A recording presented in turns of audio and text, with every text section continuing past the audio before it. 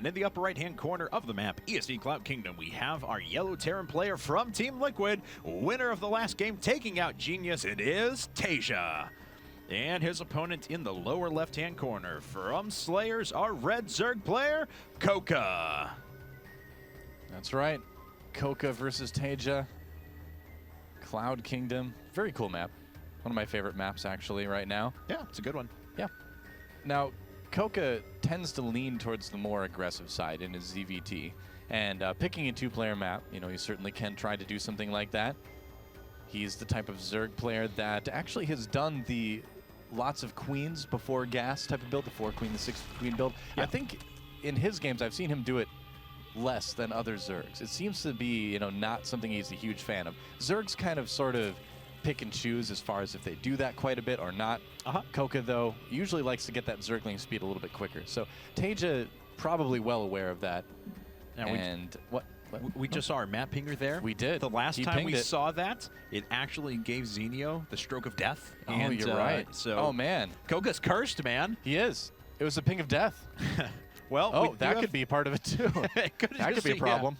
Yeah. One barracks looks like it's going to be a second here as well. So double barracks over the front, and we'll see how much pressure TaeJa wants to put on. CoCa is actually, he's going to be slightly out of vision of this, I believe, if he continues on his current path there. Yes, he will. He probably will be, and TaeJa knows that. That's why he's building those barracks in such an awesome position. The Marines still have a long way to walk across the map, so this isn't going to be like super hardcore all-in style 2-racks, but it is something that CoCa is certainly going to need to worry about. And we have seen CoCa lose to early 2-racks pressure in the past as well. So, and on the flip side, we've seen TaeJa pull a bunch of SEVs in this position too sometimes. That's true. Well, he certainly can. I'm curious to see now, after TaeJa comes out of this, what he's going to follow up with it. You know, if this doesn't kill CoCa, if he's going to go for some sort of combat shield time or something. I'm getting ahead of myself, I guess. But I don't know. I just love seeing what players do in their openings. And so I hope the game goes beyond just the 2-racks. I'm going to go ahead and tease the players that I am sending. I said they were sending 2 GSL champions. Okay, I'll name one of them now. It is the newest GSL champion. It's Seed. So that's cool. Shouldn't come as a shock to most people, but I'll mention the second one, hopefully, in a game or two. I'm not shocked at all. So, all right. Well, TaeJa is not pulling too much quite yet. Just a couple of SCVs to make sure a bunker gets put up. Looks like it's going to be a total of worker 4 cents. Yeah, worker fight, but now there's a Marine, and that fun's over now. That's right. It's like the hall monitor showing up. He's like, what are you kids doing? So he just becomes a spine crawler. Stupid freshman. That's right. Spine crawler's growing up so fast, and that would be an appropriate amount of drones to pull to kill that bunker. Yes, it is. There would be 2 Marines out right now. 3rd on the way. A couple more SCVs. This bunker. Oh man. It stays he does, but the Zerglings are out right now trying to mineral walk those drones through the Marines. And does he get the surround?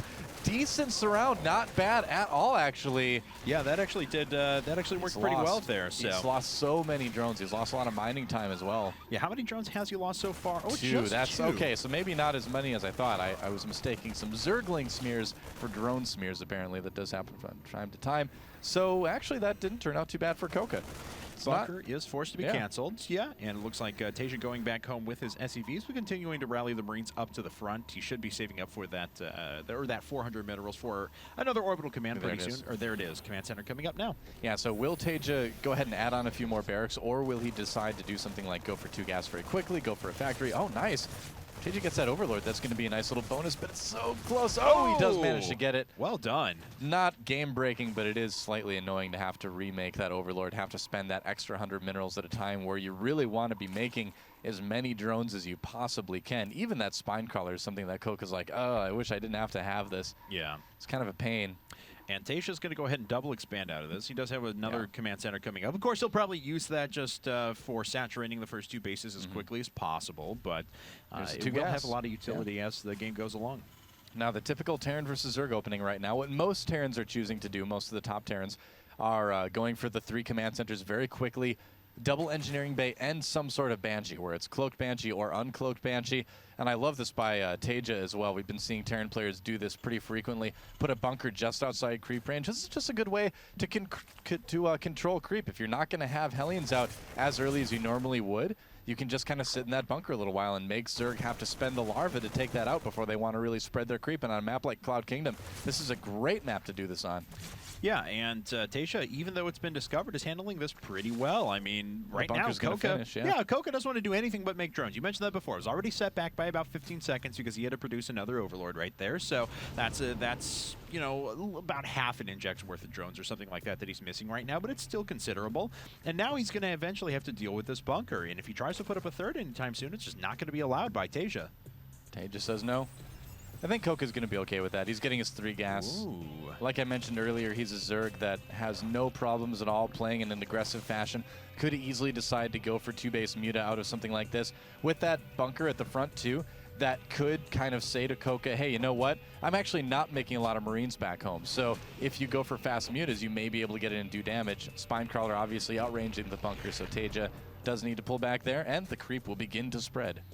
That's right, and looks like he's going to build another bunker over by the third, though, still. So TaeJa, come hell or high water, is going to find a way to deny this third for a little while. Yeah, looks that way, building some more barracks into his wall, researching stim. So it is going to be a relatively normal composition out of him, putting out some Hellions just for that map control as well, but it's going to be a large bio follow-up. Might decide to just go bio medevac out of this. No sign of a starport just yet, and I don't think he's made any engineering bays yet, has he? I don't believe it doesn't look like he has. So yeah, changing things up a little bit. No engineering bays, getting his third gas right now, but still in a great position. And this is still giving quite a bit of information to TaeJa, knowing that this third base hasn't been taken this entire time. Layer Tech is coming up now. We'll see if he wants to try and get in there and explicitly scout that in a bit. CoCa's like, oh, okay, well, that's no fun. Yeah, and oh, wow, one queen actually getting very, very low there, but the bunker will get taken out. It will, but a lot of Zerglings are going to go down here as a result. And again, that's more units that couldn't be drones for now. So that's right. It's annoying to have to make all that. So that's great. I mean, I feel like more Terran players should be doing this. It's not very expensive at all to make a bunker like that, and it really does a lot of good. You're nearly always going to come out money positive when you do something like that. So good choice by a TaeJa.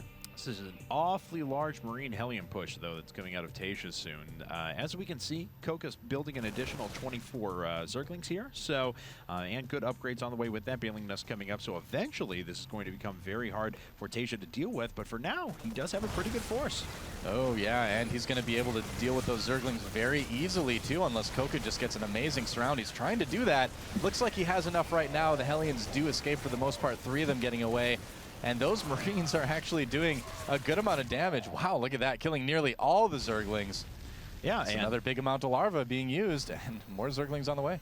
And this entire time, of course, TaeJa's been producing 3 workers at a time. He's caught up in worker count now. He's already got his third command center done. He just has to float it over whenever he feels the time is right. Second factory coming up now with the starport and 2 more barracks, so he will be able to produce a ton of tanks if he wants to.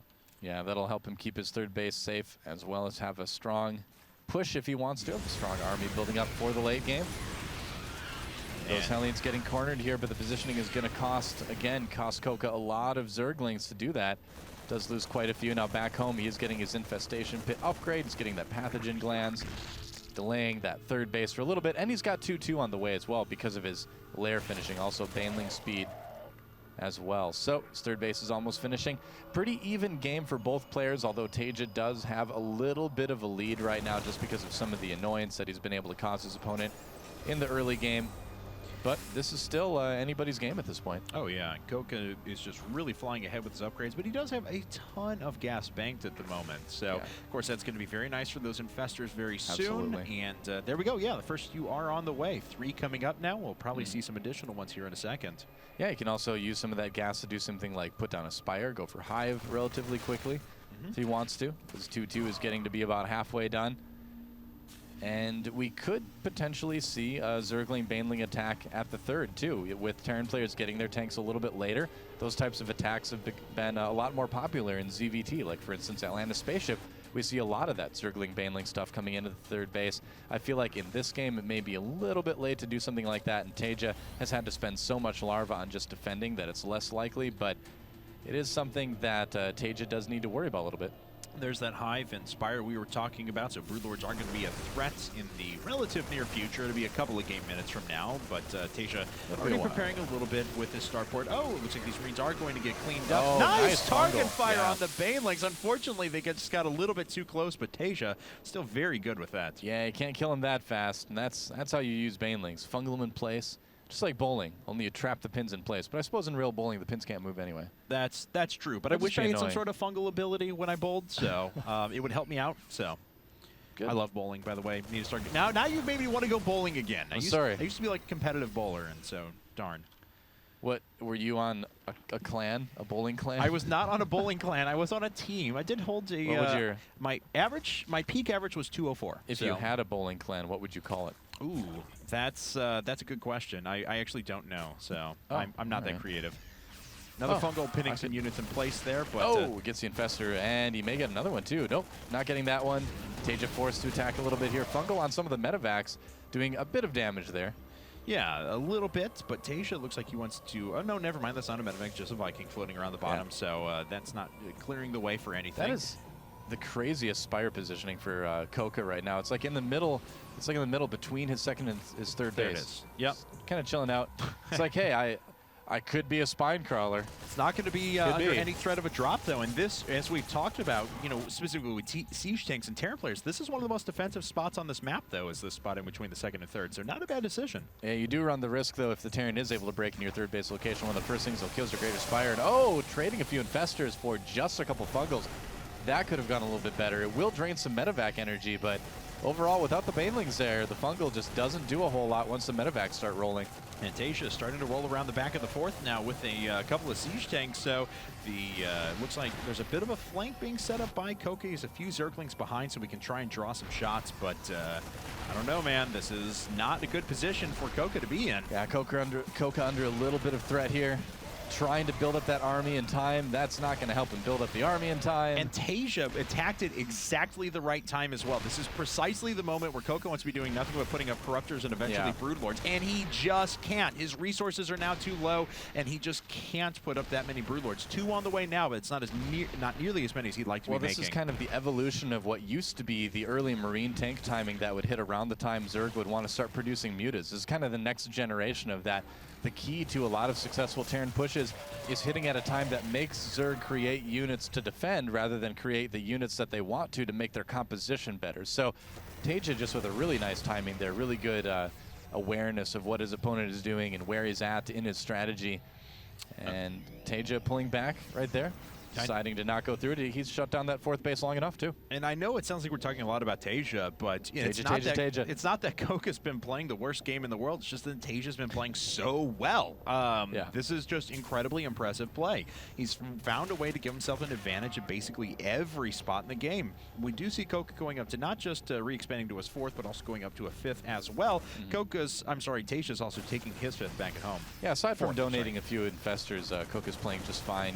He's going to lose that base, has to cancel that right there. But he still has a very strong army. The Broodlords are almost out, but he needs to be careful about engaging something like this. Oh, and actually kill of the hatchery right there. So another 300 resources lost. And CoCa certainly can't stand that at this point. Looks like TaeJa, though, going to make his way in with a big drop. Yeah, there is a Spore Crawler there. It may be able to do some damage to the medevacs, but no Queen there to help out. Oh, that medevac getting very, very low. He basically, he loses it. All right, not controlling it all because here comes the army for CoCa. TaeJa in an awkward spot right now. Yes, he is. Loses a lot of units there. TaeJa's rolling through the front now with a pretty good biomech force off to the right-hand side. He will take out that fourth base. Planetary Fortress trying to stay up, but a lot of SCVs are being killed by the Broodlords that are sitting above. CoCa needs to be very, very careful leaving those Broodlords unattended over there, but he needs to get home and defend that third base. Keep in mind, his Greater Spire is close by.